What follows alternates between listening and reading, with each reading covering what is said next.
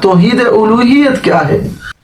اللہ سبحانہ و تعالیٰ کو یکتا ماننا عبادت میں، یعنی دعا، نماز، سجدہ، نظر، قربانی سب اسی کے لیے ہے۔ اللہ سبحانہ و تعالیٰ نے فرمایا قُلْ إِنَّ صَلَاتِي وَنُسُكِي وَمَحْيَايَ وَمَمَاتِي لِلَّهِ رَبِّ الْعَالَمِينَ، کہہ دیجیے ان صلاتی، بے شک میری نماز، ونسکی اور میری قربانی، ومحیائی اور میرا جینا، ومماتی اور میرا مرنا، للہ رب العالمین تمام جہانوں کے پالنے والے کے لیے ہے۔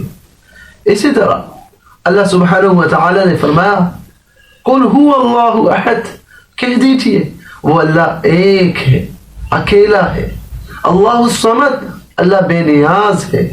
اسی طرح اللہ سبحانہ و تعالی نے فرمایا ایاک نعبد و ایاک نستعین، خاص ہم آپ کی عبادت کرتے ہیں اور خاص ہم تجھ سے ہی مدد طلب کرتے ہیں۔ عزیز دوستو، یہ ہے توحید الوہیت۔